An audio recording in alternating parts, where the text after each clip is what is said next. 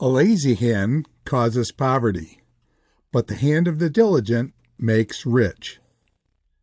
Proverbs chapter 10, verse 4, a proverbial story by Ted Hildebrandt and ChatGPT. In the village of Elmsworth, nestled between the rolling hills and whispering woods, lived two brothers, Thomas and Eli. Though they were born of the same parents and raised under the same roof, their lives could not have been more different. Thomas was known throughout the village as a hard-working man.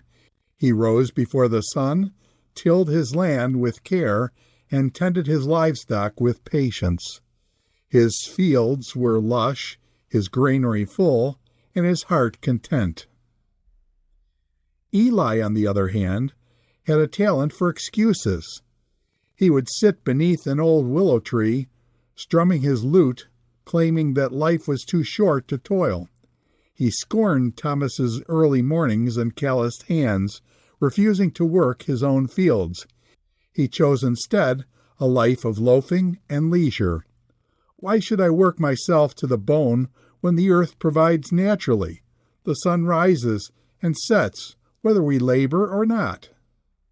Eli sold a portion of his land to buy wine and honey. What's the point of wealth if not to enjoy it? He told himself. One crisp autumn morning, Thomas invited Eli to help with the harvest. The wheat is ripe and the rain is coming, Thomas urged. Lend a hand and we can finish before the weather turns. Eli waved him off with a lazy smile. You worry too much, brother. Let the sun do the drying and the wind do the winnowing. I'll help tomorrow. Tomorrow came and went, and so did the storm. The winds howled through the valley, and rain poured down, destroying the wheat fields. Thomas salvaged what he could, but Eli's neglected crop was ruined. He wandered out after the storm, looking over his soggy land in dismay. By winter, Thomas had stored enough grain to last until spring, and even sold some of the surplus in the village market. Eli, however, found his cupboards bare. Hunger crept into his home like a shadow. Embarrassed, but not desperate, he came to Thomas's door. Thomas opened it with a knowing look. "Come in, brother," he said kindly, sharing his bread and soup. "I didn't think it would matter," Eli confessed, warming his hands by the fire. "A day here, a day there, I thought I had time." Ashamed, Eli confessed, "Brother, I've wasted my share of the family fields." Thomas nodded slowly. "Do you remember what Father used to say?" he asked, gazing into the flames.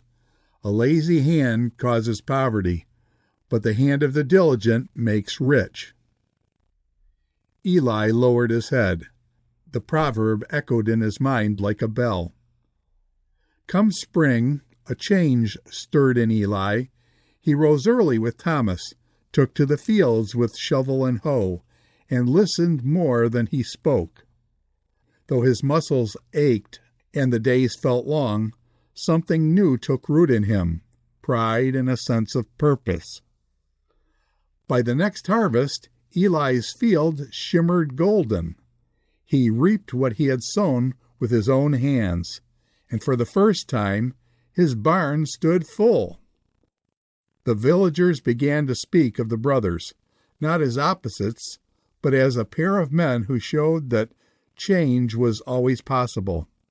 And whenever a child in Elmsworth grumbled about chores or shirked their duties, their parents would smile and tell them the story of Thomas, Eli, and the timeless truth.